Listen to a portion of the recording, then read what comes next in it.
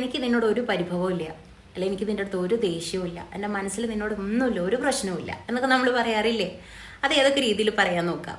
Okay, ആദ്യം നമുക്ക് പറയാം എന്താ പറയുക, no hard feelings.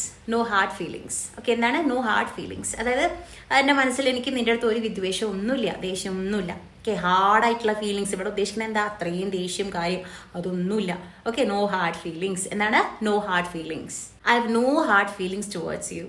I have no hard feelings towards you. എനിക്ക് നിന്നോട് എന്താ ഒരു ദേഷ്യവും ഇല്ല, ഒരു പിണക്കവും ഇല്ല. ഓക്കെ, എൻ്റെ മനസ്സിലൊന്നുമില്ല, അതാണ് എൻ്റെ അർത്ഥം. അപ്പോൾ നമ്മളിവിടെ ടുവേർഡ്സ് എന്ന് ചേർത്തിട്ടുണ്ട്. ടുവേർഡ്സ് എന്ന് പറഞ്ഞാൽ അതിനോട് അല്ലെങ്കിൽ അയാളോട് എന്ന് പറയാൻ വേണ്ടിയിട്ടാണ്. ടുവേർഡ്സ് യു നിന്നോട്, ടുവേർഡ്സ് ഹെർ അവളോട്. ഓക്കെ, അവളോട് ഓട് കാണിക്കാൻ വേണ്ടിയിട്ടാണ് നമ്മൾ ടുവേർഡ്സ് ചേർത്തത് കേട്ടോ. I have no hard feelings towards you. I have no hard feelings towards you എന്ന് പറഞ്ഞാൽ എനിക്ക് നിന്നോട് ഒരു പരിഭവവുമില്ല. അതുപോലെ നമ്മൾ യൂസ് ചെയ്യാറുള്ളൊരു ശൈലിയാണ് not mad at. Not mad at. മാഡിൻ്റെ അർത്ഥം നിങ്ങൾക്ക് അറിയാലോ.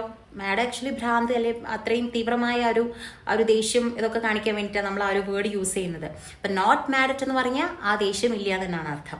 നമ്മൾ ദേഷ്യം, വിഷമം എന്നൊക്കെ പറയുന്ന ശക്തമായിട്ടുള്ള ആ വികാരങ്ങൾ വരുന്ന സമയത്ത് നമ്മൾ ആ കാര്യം എങ്ങോട്ടാണോ, ആരിലേക്കാണോ അത് നമ്മൾ കാണിക്കുന്നത്, അതുകൊണ്ടാണ് നമ്മൾ അവിടെ എന്ത് ചെയ്തിരിക്കുന്നത്, എറ്റ് ചേർത്തേക്കുന്നത് കേട്ടോ. ഇപ്പം ആങ്കർ അല്ലെങ്കിൽ ഇവിടെ നമ്മൾ മാഡ് പറഞ്ഞു അല്ലേ, മാഡ് കഴിഞ്ഞിട്ട് നമ്മൾ എന്ത് ചേർത്തു, എറ്റ്. മാഡ് അറ്റ് ആരോട് എന്നുള്ളൊരർത്ഥം, മാഡ് അറ്റ് യു.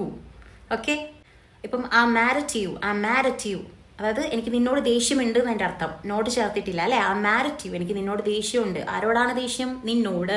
അതാണ് അറ്റ് യു എന്ന് പറഞ്ഞത് കേട്ടോ, മാഡ് അറ്റ് യു എന്ന് പറഞ്ഞത്. ദേഷ്യമില്ല എന്നാണെങ്കിലോ I am not mad at you. I am not mad at you.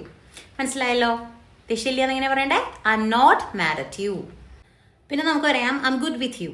I am good with you. I am good with you എന്ന് വെച്ചാൽ എനിക്ക് എൻ്റെ മനസ്സിൽ നിന്നോട് ഒന്നുമില്ല, നല്ലപോലെ തന്നെയാണ് എന്നാണ് അർത്ഥം വരുന്നത് കേട്ടോ. അപ്പം നിങ്ങൾക്ക് കൺഫ്യൂഷൻ വരും. നേരത്തെ മാഡ് പറഞ്ഞപ്പോൾ മാഡ് അറ്റ് യു എന്നാ പറഞ്ഞേ, ഗുഡ് വന്നപ്പോൾ ഗുഡ് വിത്ത് യു എന്ന് പറയുന്നു. ഇത് എന്തൊരു കൺഫ്യൂഷനാണ് എൻ്റെ ഈശ്വരാ എന്ന് ചിന്തിക്കുന്നുണ്ടാവും അല്ലേ?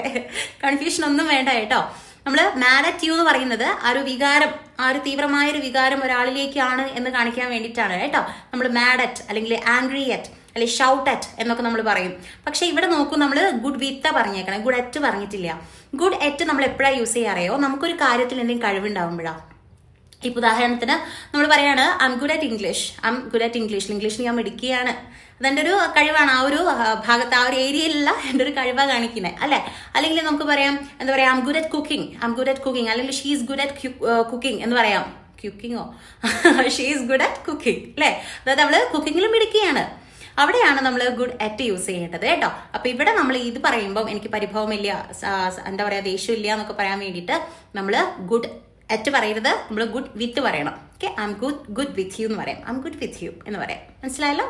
പിന്നെ വളരെ ലളിതമായി നമ്മൾ പറയാറുണ്ട് നോ പ്രോബ്ലം അല്ലെങ്കിൽ നോ ഇഷ്യൂ എന്നൊക്കെ പറയാറുണ്ട് അല്ലേ. I have no problem with you എന്ന് പറയാറുണ്ട് ഇല്ലേ. അത് സിമ്പിൾ അല്ലേ അല്ലേ, നോ പ്രോബ്ലം, നോ ഇഷ്യൂ എന്നൊക്കെ പറയാം. പിന്നെ നമുക്ക് യൂസ് ചെയ്യാം ആ ഒരു വാക്ക് ഏതാ അറിയോ, ഗ്രഡ്ജ്.